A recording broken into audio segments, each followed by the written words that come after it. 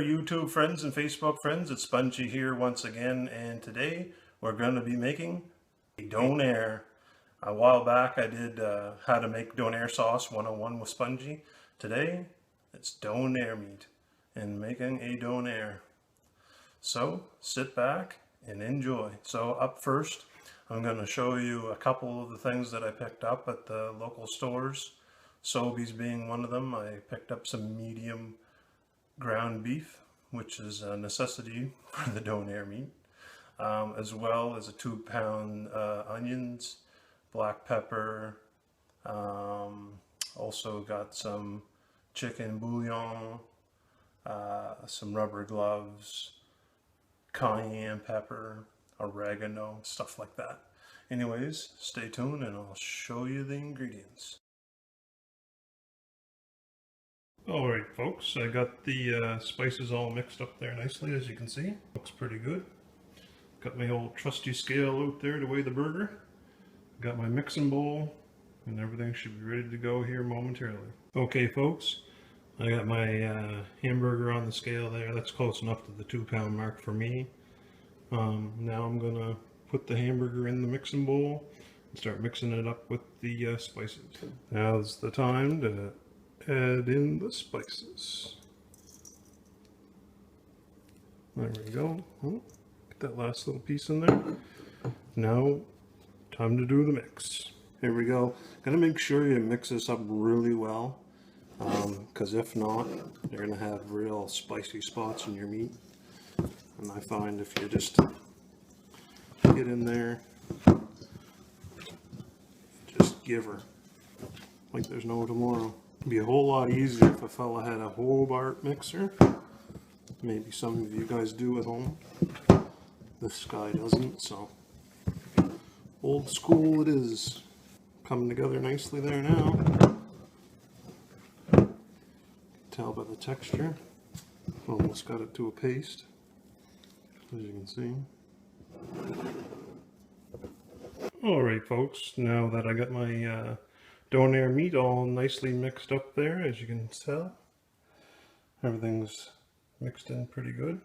It's time to transform it onto that tin there and heat up the oven, and we'll be eating Donairs in no time. Stay tuned.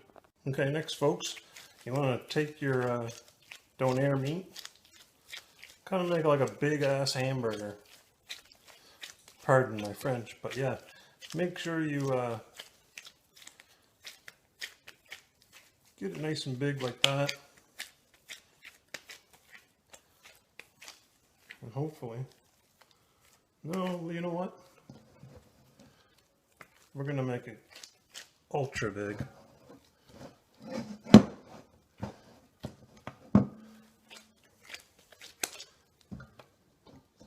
Make sure you get every little bit.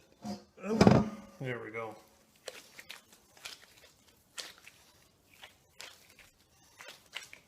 I think this is going to work just fine, folks. Get her mixed up there nice and good. Can you ever smell it? Well, you guys can't smell it, but I can. Nice and yummy. Set her down on the plate there. And just start mashing her out.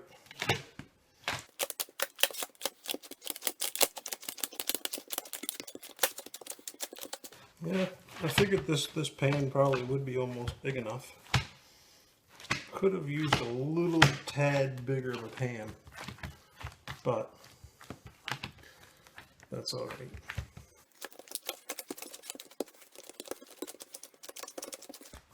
This is Spongie's recipe, so I know they say thinner slices is better, but this is going to work out just fine, I'm sure.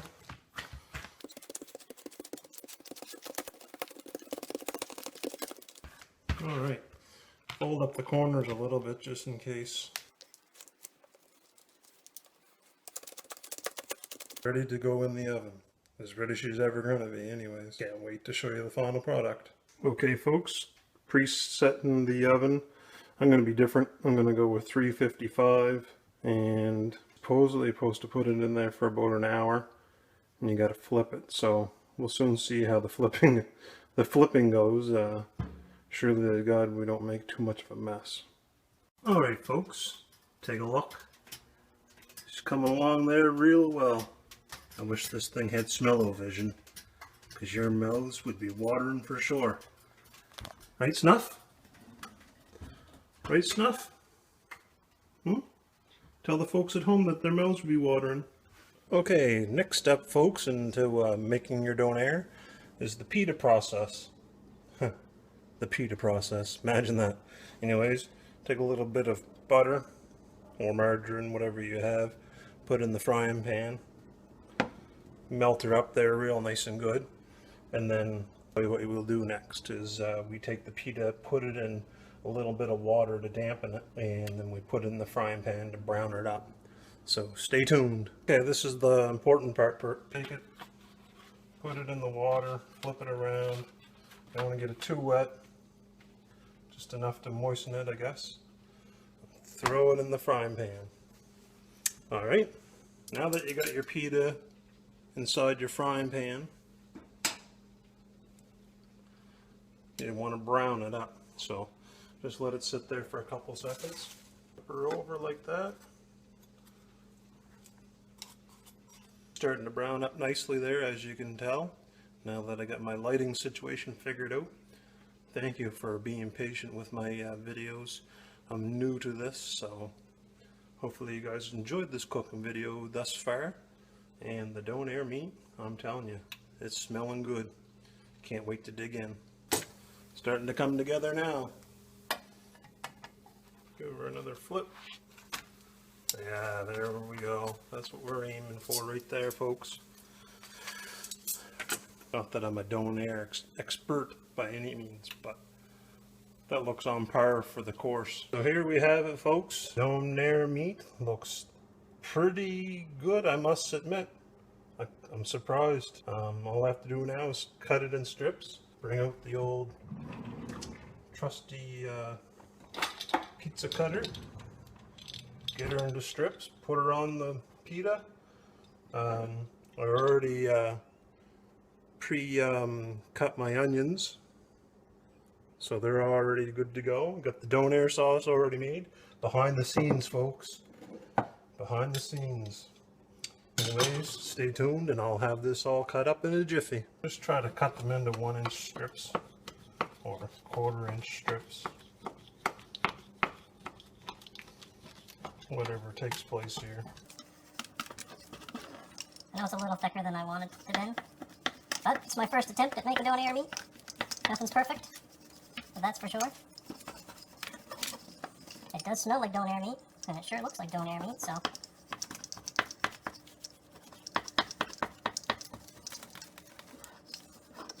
Soon enough, I'll let you know if it tastes like donair meat. I think it tastes like donair meat already.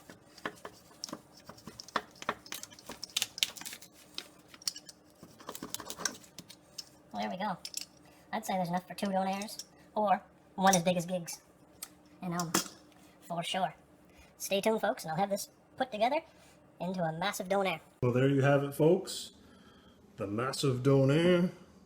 Well, not exactly massive, but it's definitely going to be good, I'm sure. And here's the donair sauce I have already pre-made, so without any further ado, I'm going to put some on the donair. There we go, folks. Once again, I want to give you a little view of the donair. See that? It looks really yummy, doesn't it? I'll let you know how good it is momentarily. We're going in for the first bite of the donair.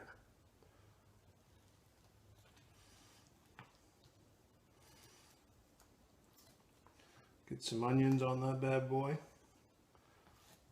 And I'll let you know in 2 seconds how really good this is.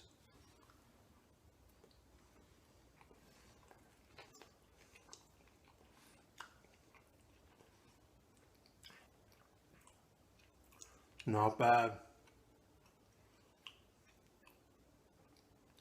Not bad at all.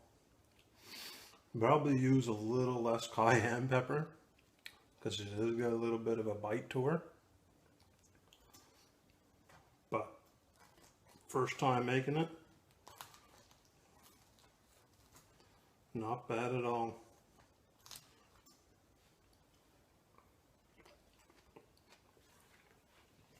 And I might have cooked it a little too long.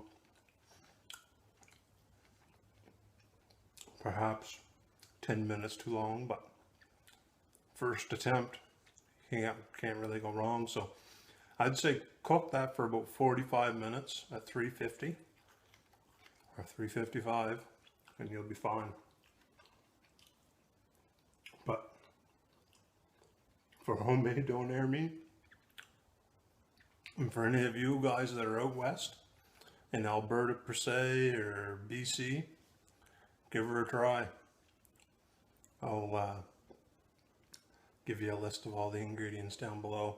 And I do want to mention that I did forget one of the spices that was not in the video. It was garlic powder. I had it in the cupboard from my donair sauce that I made last time and I forgot to put it in the video. So anyways, I want to thank you guys for watching my video and I hope you guys enjoyed it. And until next time, hope you have a great weekend. Tomorrow's Friday, right? Some people's weekends start on Friday. Until next time, take care.